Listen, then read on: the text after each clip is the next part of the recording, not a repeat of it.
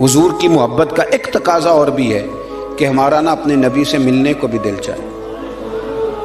میں آپ کو ایک بات عرض کروں، شاید میں سارا دن ہی وظیفے بتاتا ہوں، دکان نہیں چلتی تو وظیفہ بتا دیں، بچے ایک دوسرے سے لڑائی کرتے ہیں تو وظیفہ بتا دیں۔ میں پڑھتا ہوں بزرگوں کی کتابیں، تو بزرگ فرماتے ہیں لوگ آیا کرتے تھے کہ کوئی درود و سلام بتائیں جس سے مدینے والے محبوب کا دیدار نصیب ہو۔ میں نے کہا کہ اس طرح کا بھی کوئی محب ہے جس کا محبوب سے ملنے کو دل نہ چاہے، جس کی خواہش پیدا نہ ہو، جس کے اندر تڑپ نہ ہو، ذوق نہ ہو۔ آہستہ آہستہ وہ جو ہمارے سوتے خشک ہوئے ان کے اندر یہ دراڑ آئی کہ وہ جو خاص ذوق تھا، آپ پڑھیے نا قرآن مجید، حضرت ثوبان بن مالک رضی اللہ تعالیٰ عنہ حضور کی بارگاہ میں حاضر ہوئے تھے اور رو پڑے اور بڑا ہی روئے، تو حضور نے فرمایا کیوں روتے ہو؟ تو عرض کرنے لگے یا رسول اللہ جب دل نہیں لگتا تو میں زیارت کرنے آ جاتا ہوں۔ تو حضور نے فرمایا تو روتا کیوں ہے؟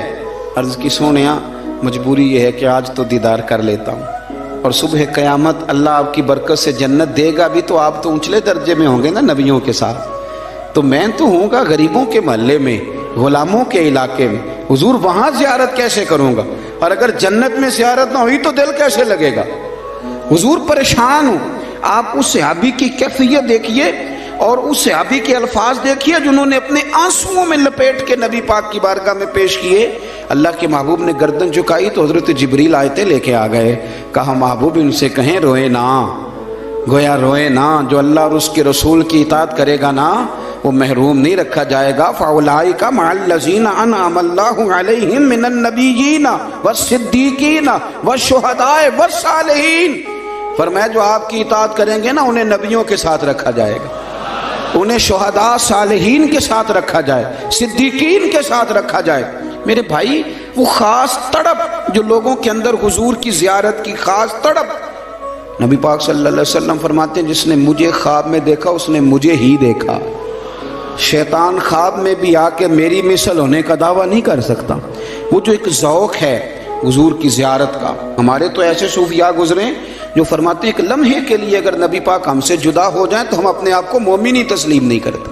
لیکن اب ہمارے نوجوانوں میں اور ہمارے لوگوں میں جو خاص شوق ہوتا تھا، رات کو نا لوگ نہا کے سوتے تھے، خوشبو لگا کے سوتے تھے، اپنے بستر کو دیکھتے تھے صاف ہے، استغفار پڑھتے تھے، اور پھر وہ مدینہ شریف کی طرف منہ کر کے باوضو درود و سلام پڑھتے سوتے تھے۔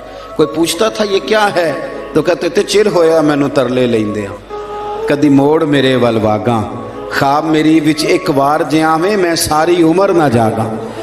نبی پاک صلی اللہ تعالی علیہ وسلم کی غلاموں کا یہ شوق، یہ درد، یہ ذوق، یہ تقاضا کرتا ہے محبت کا کہ محبوب سے ملنے کو دل چاہے، شوق پیدا ہو۔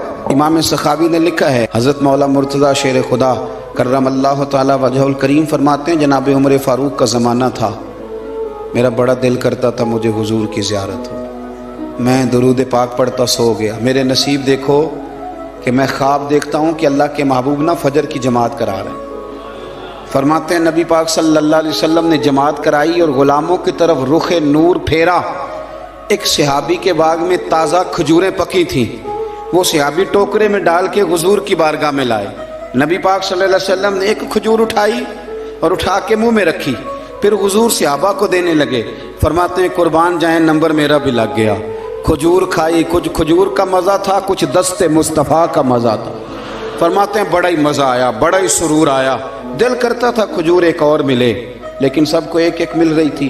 ادب کا تقاضا یہی تھا کہ میں بھی دوسری کا سوال نہ کروں، ابھی کھجور کھا ہی رہا تھا کہ میری آنکھ کھل گئی، فجر کی اذان ہو گئی۔ فرماتے ہیں میں اٹھا تو کھجور کا ذائقہ ابھی بھی میرے منہ میں موجود تھا۔ فرماتے ہیں دل گرفتہ، دل کرتا تھا آئی یا رات وصال دے والی تے ربا رات مکن نہ دیویں۔ کہتے ہیں بھارا دن چڑھ گیا، اذان فجر ہو گئی، صبح صادق طلوع ہو گئی، میں اٹھا، وضو کیا، سنت ادا کی، مسجد میں جا کے نماز کے انتظار میں بیٹھ گیا۔ فرماتے ہیں فاروق اعظم جماعت کرانے آئے، اتفاق دیکھیں کہ حضرت عمر نے بھی وہی صورتیں نماز میں شروع کر دیں جو رات خواب میں حضور نے نماز کے اندر پڑھی تھی۔ میں سمجھا یہ اتفاق ہے، اتفاق ہے، لیکن جناب فاروق اعظم نے جب نماز پڑھا کے سلام پھیر کے لوگوں کی طرف رخ کیا تو کھجوروں کا ٹوکرا بھی آ گیا۔ میں نے سمجھا یہ بھی اتفاق ہے۔ फरमाते हैं उमर ने एक खजूर उठाई और बाकी बांटने लगे, और उमर ने एक खजूर मुझे भी दी। खजूर मैंने खाई, मज़ा मुझे बड़ा आया। हुजूर सल्लल्लाहु अलैहि वसल्लम से तो अदब की वजह से नहीं मांगी थी। उमर तो अपना दोस्त था, अपना यार था, मुझसे हर काम में मशवरा लेता था। कहते मैंने फौरन कहा उमर ज़रा एक देना, एक खजूर और देना।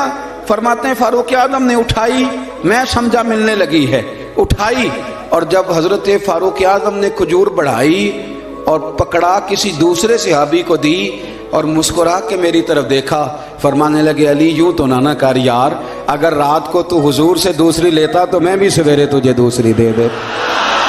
अगर हुजूर से रात दूसरी लेते तो मैं भी तुम्हें सवेरे दूसरी दे देता। खाब मेरी विचाया माही ते मैं गल विच पा लईयां बावां, लोगों डर दी मारी अख भी ना खोला किते फिर विछड़ ना जा।